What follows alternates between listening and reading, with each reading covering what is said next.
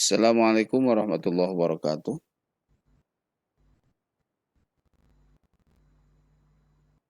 Punten ada kendala teknis sehingga sehingga agak terlambat sebentar. Mohon maaf. Kita mulai saja. Bisa dimulai Bapak Ibu?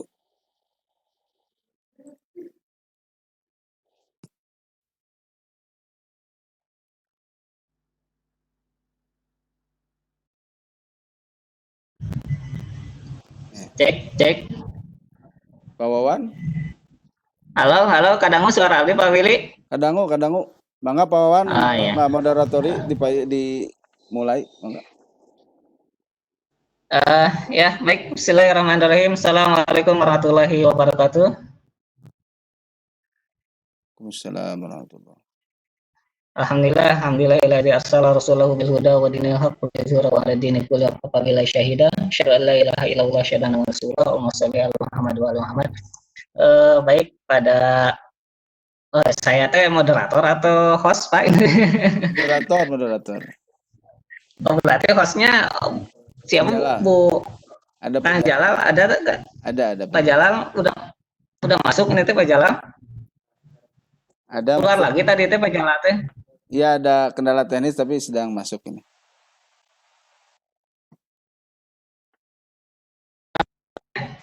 Mangga. Oke, baik. Oh iya, udah masuk tuh Pak Jalal. Pak Jalal. Nah, iya sanes.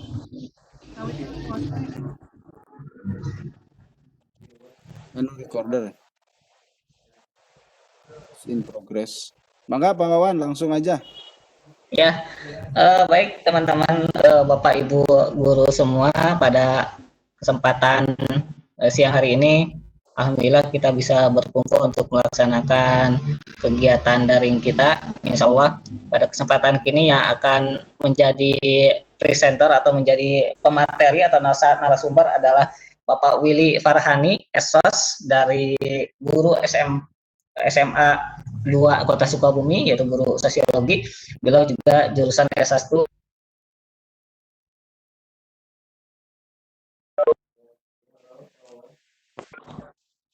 Pada Bapak Willy, saya persilakan karena waktu sudah menunjukkan pukul 1:30. Ya. Pada Bapak Willy dipersilakan, enggak? Bismillahirrahmanirrahim. Assalamualaikum warahmatullahi wabarakatuh. Waalaikumsalam warahmatullahi wabarakatuh. Alhamdulillahirabbil alamin, puji serta syukur dapat jatuh kepada Allah Subhanahu wa taala. Salawat serta salam semoga tetap tercurah kepada Nabi Muhammad sallallahu alaihi wasallam, petunjuk jalan kebenaran kita semuanya. Alhamdulillah pada kesempatan ini saya bisa bertemu walaupun tidak secara langsung dengan ibu bapak yang hebat, partner seperjuangan, sehingga pada kesempatan ini saya mengumpulkan seluruh keberanian yang ada dan tersisa dalam diri saya untuk menyampaikan materi. Mungkin materi ini sebenarnya sederhana, tapi untuk pengamalannya bukan lagi sederhana, tapi mungkin harus kita amalkan dalam sepanjang umur kita. Pada kesempatan ini saya akan menyampaikan sebuah materi. Ini judulnya sharing saja Ibu Bapak ya. Jadi Ibu Bapak nanti bisa sharing. Bukan berarti saya lebih paham atau lebih memahami, lebih menguasai, tapi hanya sekedar sharing. Ada sebuah materi yang ingin saya sampaikan pada kesempatan ini, yaitu sosialisasi dalam pembentukan kepribadian anak. Kajian psikososial religius, ini biar keren aja kalimat ini, biar kelihatan intelek gitu ya. Jadi ada 3 unsur yang ingin saya sampaikan mengenai kepribadian anak dari 3 perspektif, yaitu psikologi, sosiologi, dan religius. kita awali dengan sebuah pernyataan yang ada di sekitar kita dan seringkali kita dengar, yaitu buah jatuh tidak akan jauh dari pohonnya, atau istilah Sunda uyah mah moal teh kaluhur. Dari dua istilah ini yang terbersit dalam pikiran kita adalah bahwa seorang anak atau seseorang terbentuk bukan karena dirinya sendiri, bukan karena apa adanya atau taken for granted, tapi seorang anak menjadi dirinya dengan sebuah proses yang tidak terlepas dari lingkungannya, terutama keluarganya. Saya awali dengan sebuah ayat, karena di belakangnya tadi ada kata religius. A'udzubillahi samil alim minasyaitonir rajim. Ya ayyuhalladzina amanu qu anfusakum wa ahlikum nara wa quduhan nas wal hijarah. Al-ayah. Hai orang yang beriman, peliharalah dirimu dan keluargamu dari api neraka yang bahan bakarnya adalah manusia dan batu. Para mufassirin, para ulama memaknai peliharalah ini dimaknai sebagai jagalah, didiklah, bentuklah. Sebuah pertanyaan besar bagi kita, bagaimana kita mendidik, kita menjaga, kita membentuk generasi penerus kita atau anak-anak kita. Maka yang pertama akan kita atau akan ingin saya sampaikan, yang pertama berhubungan dengan pendidikan dalam konsep sosiologi, itu ada sebuah konsep yang namanya sosialisasi. Mungkin konsep ini atau istilah sosialisasi ini sering terdengar di telinga kita, tapi makna secara konseptual harus dipahami secara keilmuan. Seringkali sebuah istilah tapi dimaknai berbeda atau kurang pas dengan konsep yang sesungguhnya. Seperti kalau saya contohkan konsep syirik, ya. Syirik Sunda dengan syirik yang seharusnya yang datang dari bahasa Al-Quran atau bahasa Arab itu jauh berbeda. Nah, sosialisasi ini dalam konsep sosiologi adalah proses penanaman atau transfer. Apa yang ditanamkan, apa yang ditransfer, yaitu kebiasaan, nilai, dan aturan atau norma dari satu generasi ke generasi lainnya dalam sebuah kelompok atau sebuah masyarakat. Ada penanaman, kalau dalam bahasa lain ada internalisasi, atau juga ada enkulturasi. Nah, kalau kita membahas lebih dalam, sosialisasi itu ada internalisasi, penanaman nilai-nilai yang ada di sekitarnya, ditanamkan oleh orang tuanya, lingkungan sekitarnya, dan membentuk enkulturasi atau pembiasaan dalam kehidupan sehari-harinya. Jenis sosialisasi, kita masuk dulu ke konsep sosialisasi atau dari sisi sosiologi. Sosialisasi ada sosialisasi primer dan sosialisasi sekunder. Apa itu sosialisasi primer? Sosialisasi primer adalah penanaman nilai, penanaman norma yang pertama dan mendasar. Biasanya sosialisasi primer itu terjadi di lingkungan keluarga, lingkungan yang paling dekat dengan seseorang. Yang kedua ada sosialisasi sekunder, yaitu sosialisasi sebagai tahapan selanjutnya dari sosialisasi primer. Seseorang akan belajar dari temannya, dari sekolah, dari lingkungan kerja, dan juga dari media massa. Kita lihat pengaruh, sejauh mana pengaruh sosialisasi primer dan sosialisasi sekunder. Pengaruh sosialisasi primer, kita lihat di sini, semakin kecil usia seseorang, maka pengaruhnya semakin besar. Sebaliknya, usianya semakin besar, pengaruhnya semakin kecil. Kalau dicontohkan, usianya semakin kecil, contohnya seorang bayi, anak-anak, itu pengaruh keluarga itu sangat kuat dan sangat besar terhadap kepribadian atau pertumbuhan karakter seseorang. Semakin usianya semakin tinggi, semakin besar, semakin dewasa, pengaruhnya semakin kecil. Ketika dia sudah kuliah, apalagi sudah menikah, sudah bekerja, hidup sendiri, maka pengaruh keluarga semakin kecil. Kita lihat pengaruh sosialisasi sekunder. Kalau sosialisasi sekunder, pengaruhnya semakin kecil usia seseorang, semakin kecil juga pengaruhnya. Ketika seorang bayi, anak kecil, pengaruh temannya, sekolah, lingkungan kerja, dan sebagainya belum masuk.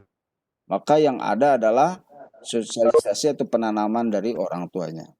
Sebaliknya, ketika usianya semakin besar, maka pengaruhnya akan semakin besar.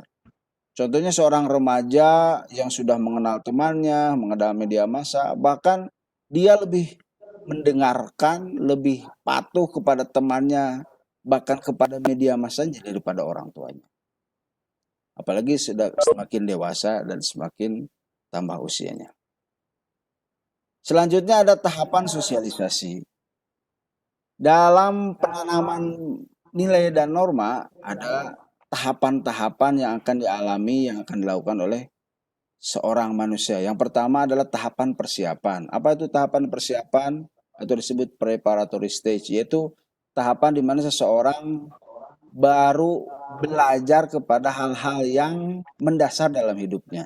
Seperti halnya belajar jalan, belajar makan, belajar berbicara. Pada tahapan ini, nilai dan norma aturan belum bisa disampaikan kepada seseorang. Contohnya ketika seseorang anak belajar berbicara, belum bisa kita menanamkan nilai bagaimana berbicara yang baik gitu. Bagaimana tata krama makan. Makan saja belum bisa. Nah, ini disebut tahapan persiapan. Selanjutnya ada tahapan meniru atau play stage. Ketika seorang anak sudah bisa melakukan hal-hal yang mendasar tadi, sudah berjalan dengan baik, berbicara dengan baik, maka dia akan meniru. Siapa yang dia tiru? Yaitu significant other. Orang lain yang berpengaruh pada dirinya, yaitu orang-orang yang di sekitarnya, keluarga, lingkungan yang ada di sekitarnya ya, terutama yang sering kali dia lihat dan dia dengar suaranya maupun fisiknya. Maka tahapan meniru ini saya misalkan seperti spons, seperti latar belakang gambar di sini. Spons itu akan menyerap apapun yang ada di sekitarnya. Dia di sekitarnya ada air bersih, air putih, dia akan serap. Di sekitarnya ada air susu, dia akan serap. Bahkan air kotor, air comberan pun dia akan serap. Tidak peduli itu baik, tidak baik, dia belum paham tentang baik atau tidak baik, pantas atau tidak pantas. Maka tahapan selanjutnya, seseorang akan menaik menjadi tahapan siap bertindak atau game stage, yaitu di mana seseorang mulai memahami nilai dan norma. Dia memahami peran yang seharusnya dilakukan oleh dirinya. Pada tahapan ini seringkali digambarkan sebagai seorang remaja. Tapi tahapan ini juga seseorang masih meniru. Meniru yang ada di sekitarnya, mungkin media massa, mungkin teman-temannya. Tapi dia sudah tahu mana yang pantas, tidak pantas untuk dirinya, mana yang baik atau tidak baik untuk dirinya. Dan tahapan terakhir itu tahapan penerimaan nilai norma kolektif atau generalized other stage. Yaitu ketika seorang menginjak dewasa, dia sudah paham betul apa yang harus dia lakukan, tidak harus diperintah, tidak harus diberikan sanksi dan sebagainya, dia sudah melakukan itu dengan sendirinya karena dia tahu apa yang harus dilakukan dalam hidupnya. Sekarang, apa itu konsep kepribadian? Kepribadian itu sekumpulan kebiasaan, sikap, sifat, dan ide-ide dari seorang individu yang berpola. Berpola itu terus-menerus dilakukan, rutinitas itu namanya pola. Dan berkaitan secara eksternal dengan peran dan status, secara internal itu motivasi dan tujuan pribadi serta berbagai aspek kedirian lainnya. Jadi kepribadian itu semacam akumulasi dari apa yang ada dalam diri seseorang, yang tampak dalam kehidupan sehari-hari. Atau ada juga yang mendefinisikan kepribadian adalah perilaku atau kebiasaan yang sering muncul dari diri seseorang.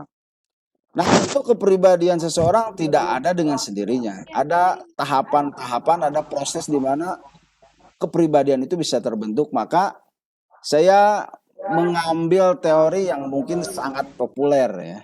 Bagi ibu bapak yang belajar ilmu-ilmu sosial sangat familiar dengan Sigmund Freud ya, tokoh psikoanalisa dari Prancis. Dia memahami bahwa kepribadian seseorang itu terdiri dari 3 unsur, yaitu ada id, superego, dan ego. Apa itu id dan superego serta ego? Nah, Id adalah insting, kenikmatan, tidak realistis, dan berada di bawah kesadaran. Superego adalah hasil sosialisasi, idealis, moralis, yang berada di antara sadar dan di bawah sadar. Sedangkan ego adalah eksekutif atau yang melakukan tindakan eksekusi. Ya. Dia realistis dan betul-betul dalam keadaan sadar.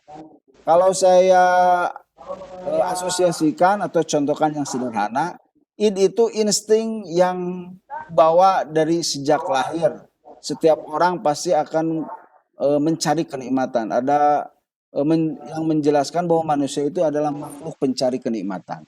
Karena dalam diri manusia itu sudah terwujud dorongan-dorongan instingtif. Ya.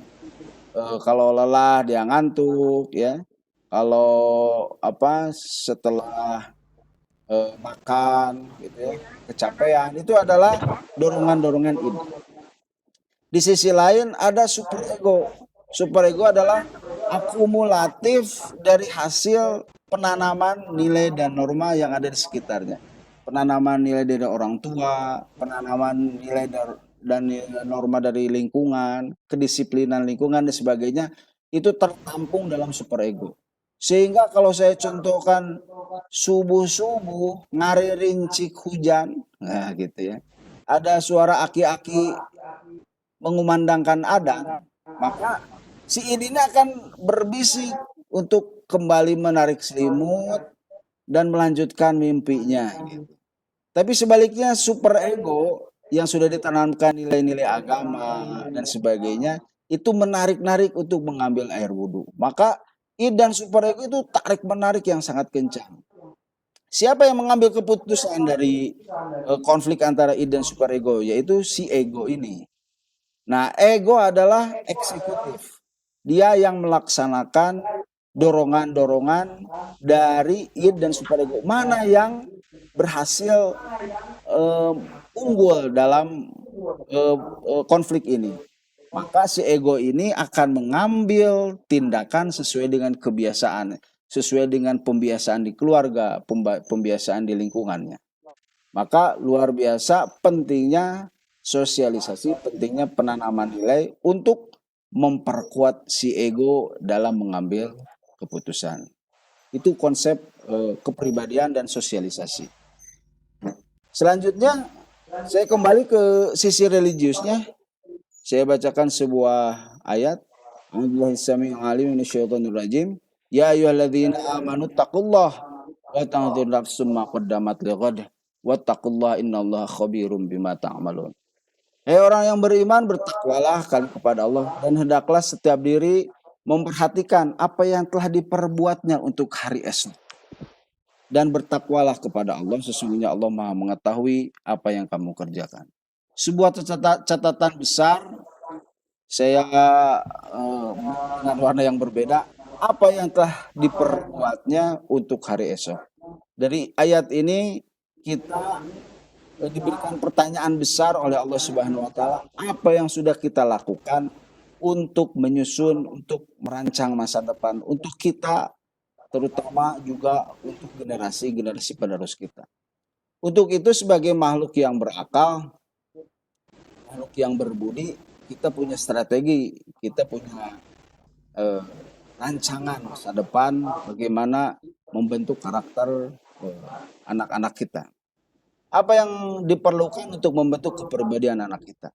Ada 3 poin yang mungkin akan saya sampaikan dalam kesempatan ini, yaitu pertama kepemimpinan, yang kedua investasi, yang ketiga adalah ilmu.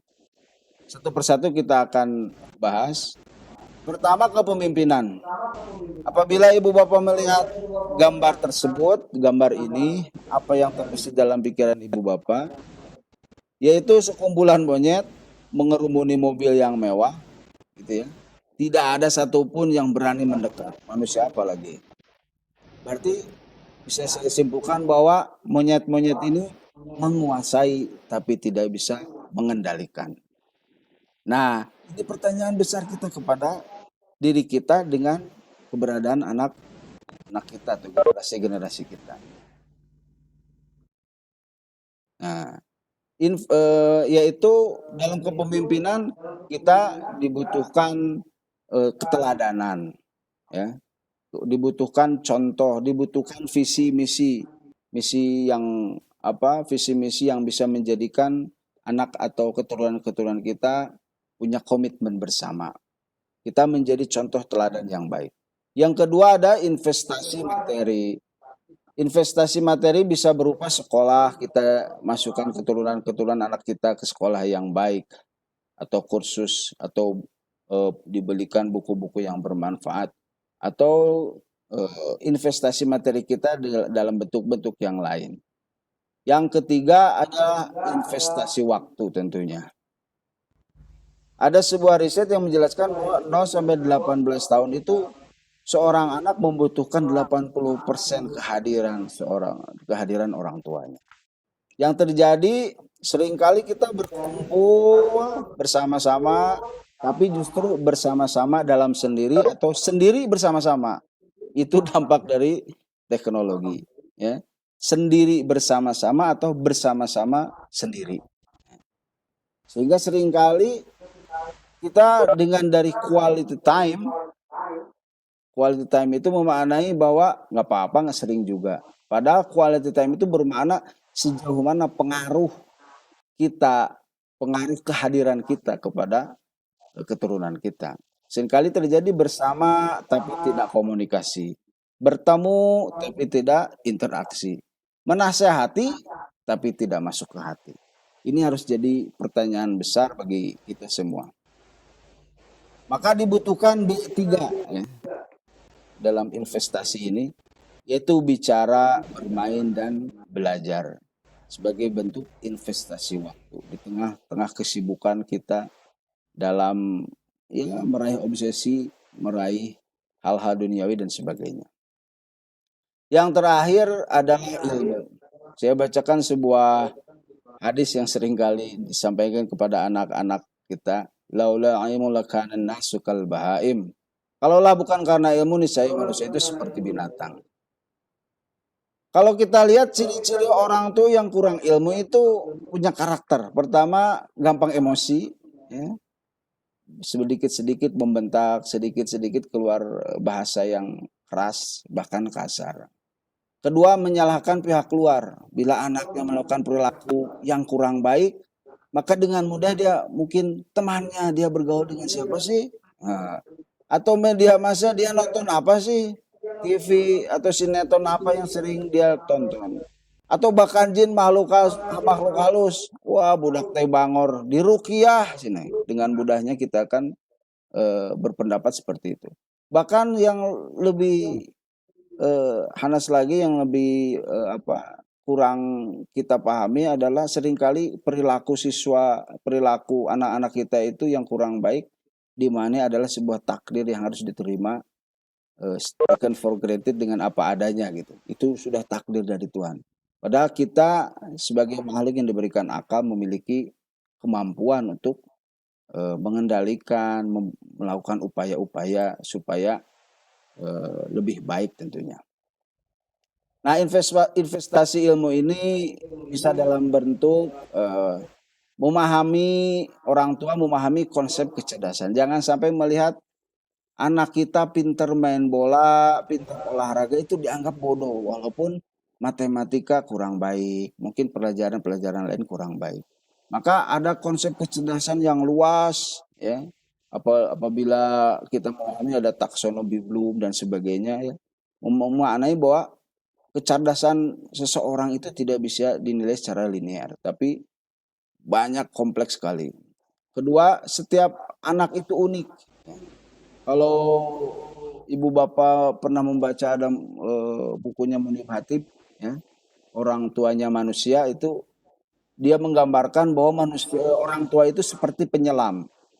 Atau siapa yang dia selami, itu samudra di setiap kepribadian anak-anak.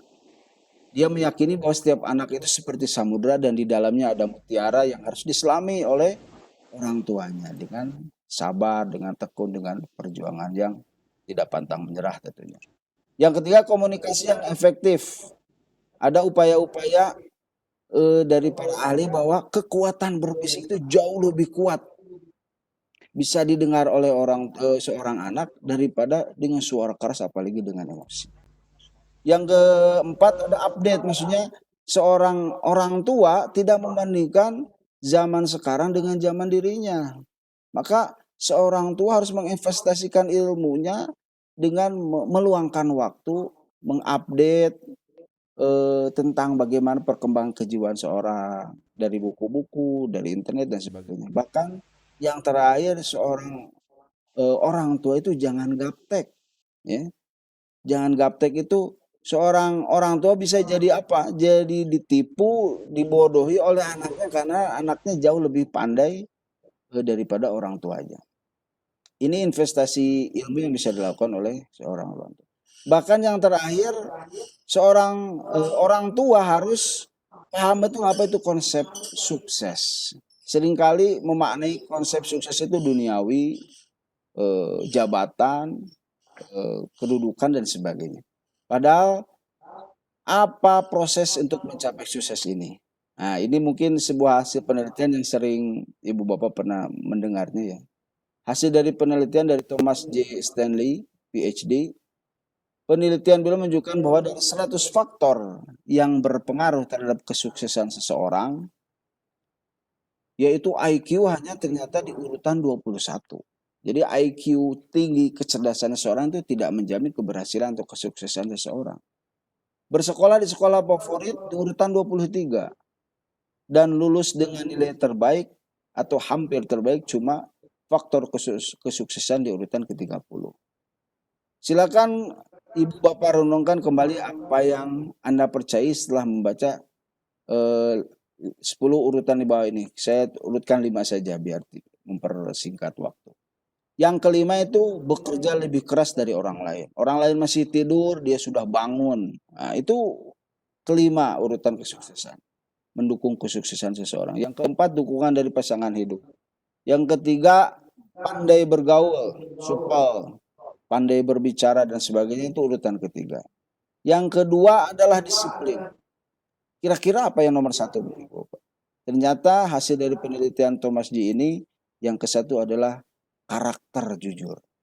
Maka pembentukan karakter ini jauh lebih penting daripada hal-hal yang lain, daripada dorongan-dorongan atau capaian-capaian yang lain. Karena karakter jujur itu tidak bisa dibentuk dalam 1 malam, dalam 1 minggu, dalam 1 tahun. Tapi seumur hidup seseorang itu membentuk nilai-nilai kejujuran dalam diri. Terakhir Rasulullah bersabda, jika amanah telah disia-siakan, tunggu saja kehancurannya terjadi. Ada seorang sahabat bertanya, bagaimana maksud amanah disia-siakan ya Rasulullah? Nabi menjawab, jika urusan diserahkan bukan kepada ahlinya, maka tunggulah kehancurannya.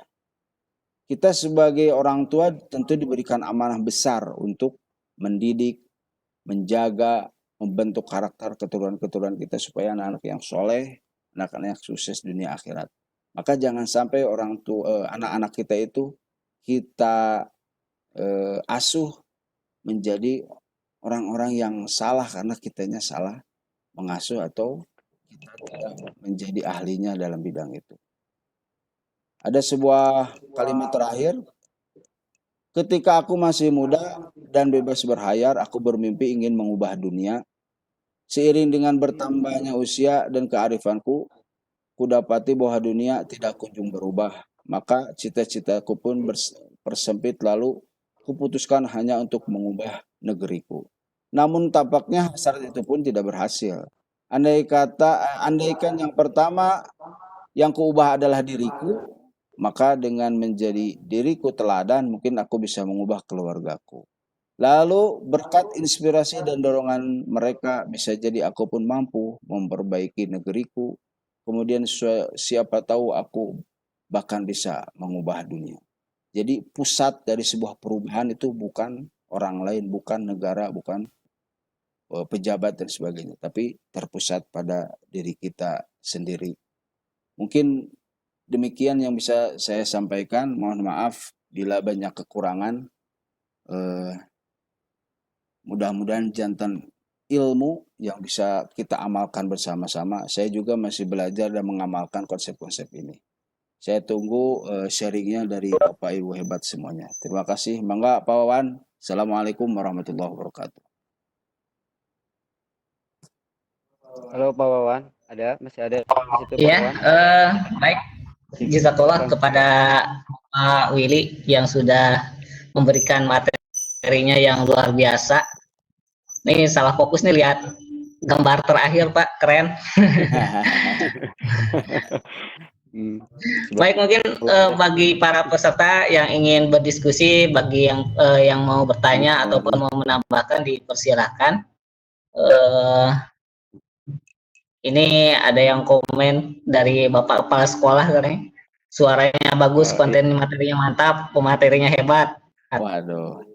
Nun Pak Willy. Alhamdulillah. Terima kasih. Kemudian Ibu Nia juga, ya keren, hatunun ilmunya. Insya Allah. Mungkin dari yang lain, jika ada yang mau bertanya atau menambahkan, dipersilahkan.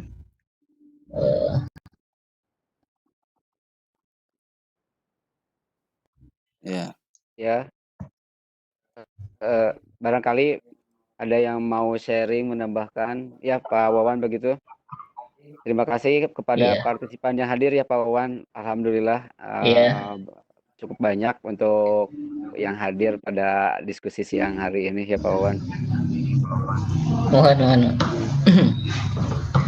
Mangga yang mau tanya atau sharing berkenaan dengan materi yang tadi disampaikan oleh narasumber kita ya Pak Wawan. Mungkin dari Pak Wawan sendiri mungkin ada. Saya mau bertanya mungkin ya. Ya silakan Pak. Jangan yang sulit-sulit. Ketika enggak Pak. Cara menasehati anak itu di bawah usia 10 tahun itu bagusnya seperti apa ya Pak? Karena saya juga punya anak ini kadang ketika anak berbuat salah, kadang saya mungkin salah mengingatkan, akhirnya jadi ini juga, jadi nggak berefek juga nasihatnya gitu. Jadi nasihat untuk anak di bawah 10 tahun itu bagusnya seperti apa tuh? Ya. Saya langsung jawab ya. Ini sesuai dengan apa yang saya pernah baca.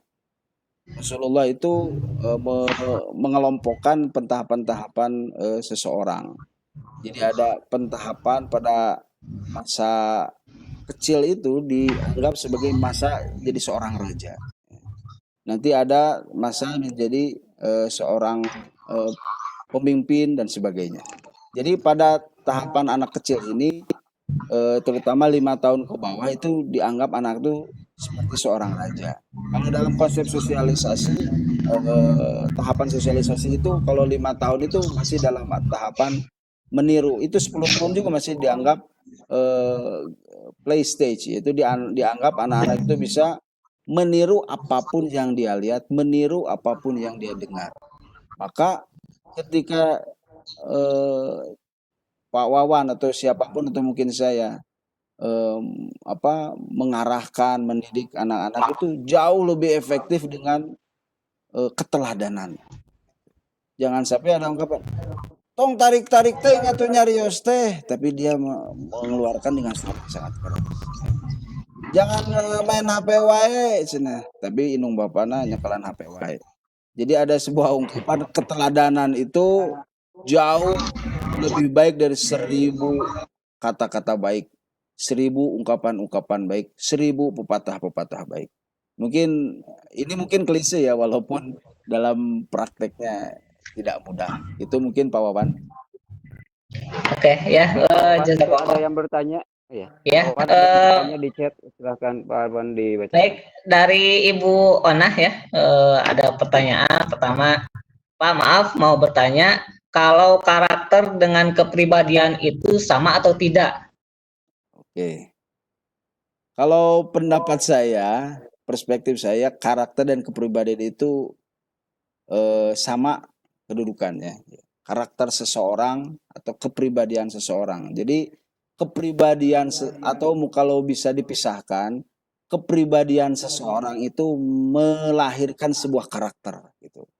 Kepribadian itu tadi sudah dijelaskan, kepribadian itu sebuah akumulasi sikap, perilaku, ide-ide yang ada dalam diri seseorang. Ketika teraplikasi dalam kehidupan sehari-hari, masyarakat, lingkungannya melihat, membentuk sebuah karakter. Oh, karakter si ini mah baik hati, mudah senyum, pemarah dan sebagainya, itu menjadi karakter. Jadi kepribadian itu secara internal mungkin gitu ya. Kalau karakter itu ketika dipandang, dilihat oleh orang lain di sekitarnya, membentuk sebuah karakter. Ya, jadi lebih kepada perspektif saja, tapi intinya memiliki makna yang sama. Mungkin jawaban saya seperti itu. Mudah-mudahan tidak puas. Oke, terima kasih ya, Pak Willy. Oke, pertanyaan berikutnya dari Ibu atau Bapak ini? Ibu Tribekti Hadayani. Izin bertanya, Pak. Ya. Halo, Pak Wawan. Halo. Ya. Kedengar, Pak? Iya, Bang. Iya, kedengaran, Pak. Kedengaran. Iya. Izin bertanya gini, Pak Willy, diulang lagi. Izin bertanya, tadi ada materi tentang pengaruh primer dan sekunder. Apa saja ya itu? Pengaruh primer dan sekunder yang tadi di sela-sela materi ada disampaikan itu, Pak Willy. Oh iya. Terima kasih. Saya ulang ya ininya biar lebih afdol. Di sini bisa dilihat sosialisasi itu adalah primer itu prime itu apa ya? Ada, kalau dalam bahasa televisi itu ada prime time ya. Waktu yang utama. Nah, kalau primer itu utama dan mendasar, yaitu sosialisasi yang mendasar yang didapatkan oleh seseorang. Kalau sosialisasi tadi udah dijelaskan bahwa sosialisasi itu proses penanaman nilai, proses penanaman pembiasaan dan sebagainya. Nah, proses penanaman yang primer itu yang terjadi dalam diri seseorang yang pertama sehingga menjadi pondasi dalam kehidupan seseorang. Sehingga sosialisasi primer itu terjadi dalam keluarga. Seperti ibu bapak baru borojo istilahnya sudah diadanin, itu sosialisasi primer. Di rumah bagaimana melihat ibu bapaknya membaca Quran, biasa setiap hari anak-anak kita melihat kita itu mengaji, sholat dan sebagainya, itu penanaman nilai. Jadi penanaman itu tidak harus dengan kata-kata, tapi ketika ibu bapaknya melakukan sesuatu dan anak-anak kita melihat, menyimak, itu juga penanaman nilai. Sedangkan penanaman nilai sekunder atau sosialisasi sekunder itu terjadi ketika seseorang berinteraksi dengan lingkungannya. Ketika dia di rumahnya sudah cukup baik, contohnya ibu bapaknya tidak ada yang merokok, tapi ketika dia bermain dengan temannya yang merokok, itu ada kemungkinan besar dia akan ikut merokok. Seringkali terjadi di rumah dididik dengan baik, tapi ketika keluar dengan temannya, dia nonton media massa yang kurang baik, maka itu menyerap menjadi sebuah kepribadian yang melindas atau menutupi nilai-nilai yang ditanamkan di keluarganya. Mungkin sederhananya seperti itu. Terima kasih. Halo, Pak Wawan. Ya, sebentar, Pak. Ya. Oke. Ada lagi yang bertanya ini, Teh? Saya agak kelihatan. Sebentar.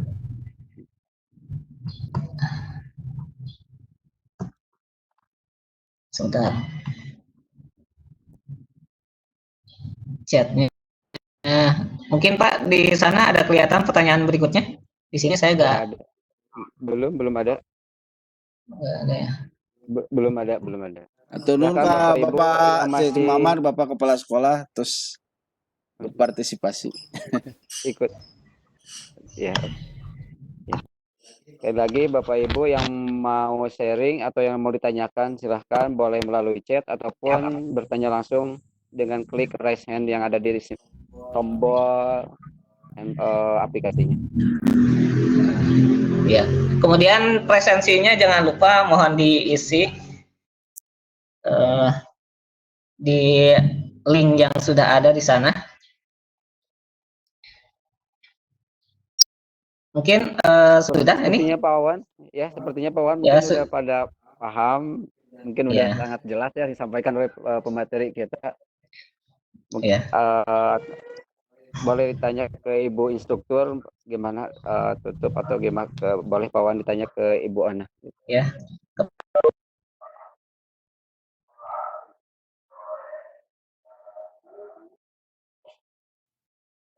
Barangkali Ibu Instruktur mau bertanya juga. Tadi udah ya, tadi sudah. Mungkin ada sharing dari Bapak Kepala Sekolah. Mangga Bapak Kepala Sekolah.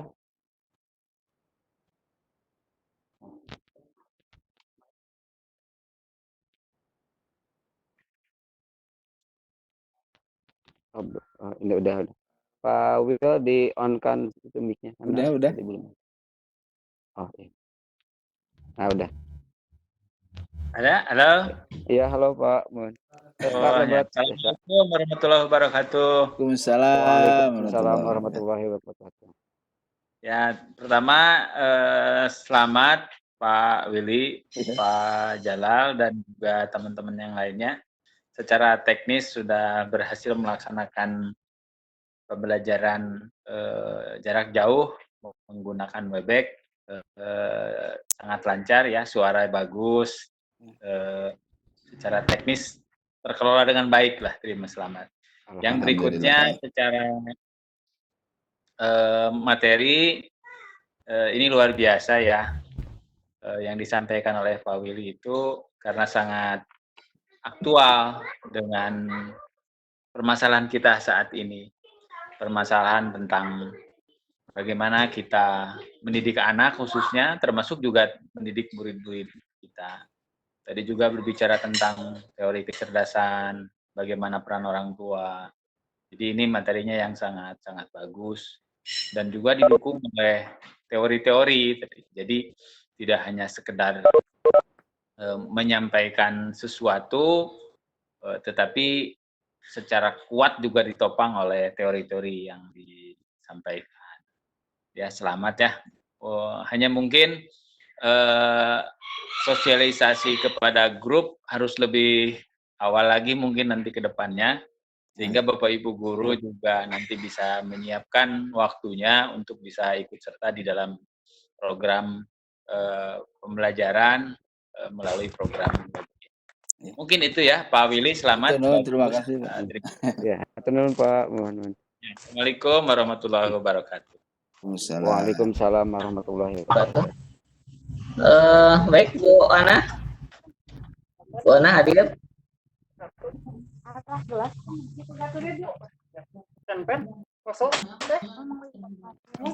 Oh, Ibu Ana, halo. Halo, assalamualaikum Bu Ana. Sepertinya ada kendala untuk ini Pak Wawan, untuk Ibu Ana. Mungkin ditutup saja atau ya cukupkan dulu saja. Ya, baik, karena waktu sudah menunjukkan pukul 14:11, mungkin kita cukupkan saja pertemuan kita pada kesempatan ini. Kepada Bapak Willy, saya ucapkan terima kasih, jazakallah, atas materi yang diberikan. Beliau ini kalau di luar terkenal sebagai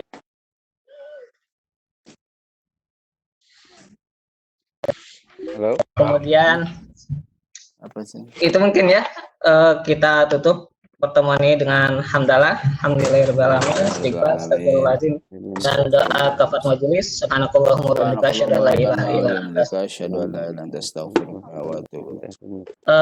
Kemudian untuk selanjutnya nanti jam 2:30 insya Allah kita akan melanjutkan dengan materi kemuliaan Ramadan. Mudah-mudahan semuanya bisa hadir di materi berikutnya jam 2:30. Sekian dari saya. Sekian. Assalamualaikum warahmatullahi wabarakatuh. Waalaikumsalam warahmatullahi wabarakatuh. Ya, terima kasih kepada Bapak Wawan yang sudah memimpin kegiatan diskusi pada siang atau menuju sore hari ini. Alhamdulillah kegiatan dari mulai awal sampai akhir berjalan dengan lancar. Sebelum meeting online ini saya tutup, saya ucapkan terima kasih kepada peserta partisipan yang telah berkenan hadir untuk ikut partisipasi untuk mengikuti kegiatan diskusi sore hari ini, terutama untuk Bapak Kepala Sekolah dan juga Ibu Instruktur Ibu Ana Sona yang sudah berkenan meluangkan waktunya untuk mengikuti kegiatan diskusi sore hari ini. Baiklah Bapak Ibu guru semuanya, Bapak Ibu partisipan semuanya, peserta semuanya, kita tutup saja untuk kegiatan diskusi hari ini dengan pembacaan Alhamdulillah bersama-sama. Alhamdulillahirabbil alamin. Ya. Wabillahi taufiq wal hidayah. Wassalamualaikum warahmatullahi wabarakatuh. Waalaikumsalam warahmatullahi wabarakatuh.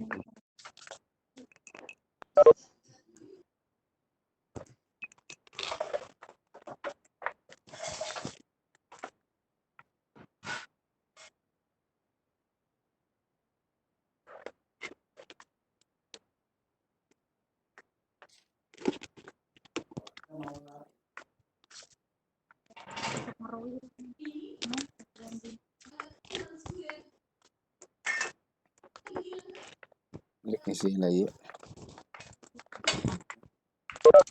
Rekorda kumaha rumah. Gelap deui.